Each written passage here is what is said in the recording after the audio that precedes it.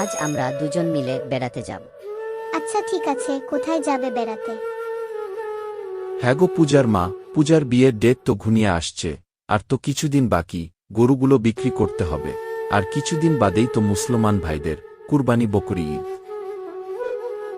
হ্যাঁ গো হ্যাঁ, একটি আনন্দের বিষয়।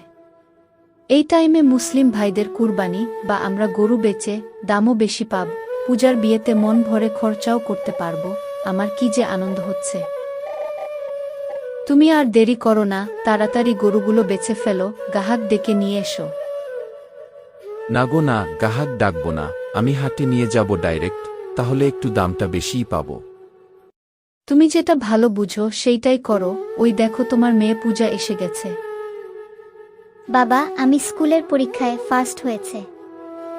ওরে মারে, তুমি স্কুলের ফার্স্ট হয়েছেও? পূজার মা, আনন্দ আর আনন্দ।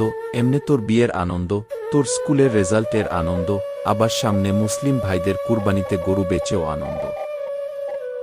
বাবা, আমার বিয়েতে তুমি কাঁদবে না। না রে মা, তোকে সুখে দেখতে পারলেই আমি খুশি মা। কিন্তু হঠাৎ বাজারের অবস্থা বদলে গেল। নতুন নিয়ম আর ভয়ের কারণে মানুষ গরু কিনতে আসা কমিয়ে দিল। হরিদাস প্রতিদিন বাজারে যেত, সকাল থেকে সন্ধ্যা পর্যন্ত দাঁড়িয়ে থাকত। মোডল সাহেব, এবছর আমার 4টে গরু আছে, খুব ভালো ভালো, দেখুন আপনার কোনটা পছন্দ হয়। আরে না, তুমি এবছর খবর শোনোনি? নতুন সরকার এসে নিয়ম চেঞ্জ করেছে বা নতুন আইন এনেছে, গরু কুরবানি করতে দিবে না। তাহলে আমরা গরু কিনে কি করব? বাড়ি নিয়ে চলে যাও। কিন্তু কেউ গরুর দামও জিজ্ঞেস করত না। একদিন বাড়ি ফিরে এসে দেখল ঘরে চাল নেই। পূজা চুপচাপ বসে আছে। মেয়েটা ধীরে বলল, বাবা, বিয়েটা কি আর হবে না?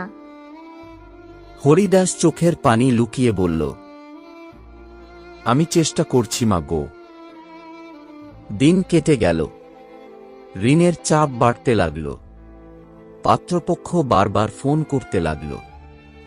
একদিন হরিদাস বাইরে বসে কাঁদছিল, আর ঘরের ভেতরে পূজা চুপচাপ সব শুনছিল। কি ব্যাপার, তোমার মন খারাপ কেন? আমি আমার মেয়ের জন্য কিছুই করতে পারলাম না। আমি সামান্য গরু দুটোকে বিক্রি করতে পারছি না।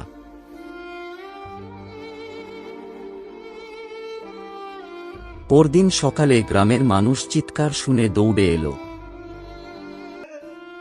পূজা আর বেঁচে নেই। হরিদাস মেয়েকে জড়িয়ে ধরে চিৎকার করে কাঁদতে লাগল।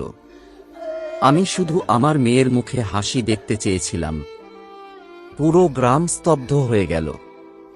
শেষে গ্রামের বৃদ্ধ শিক্ষক বললেন, যখন গরিব মানুষের কষ্ট কেউ শোনে না, তখন শুধু একজন মানুষ নয়, একটা পুরো পরিবার ভেঙে যায়। আসসালামু আলাইকুম বন্ধুরা, আমার এই ভিডিও থেকে কিছু শিখে থাকলে বা জানতে পেরে, তাহলে লাইক কমেন্ট ভিডিওটি শেয়ার করতে ভুলবেন না। আর নতুন নতুন হাদিস জানার জন্য আমাদের এই চ্যানেলটিকে সাবস্ক্রাইব করে আমাদের সঙ্গে জুড়ে থাকুন।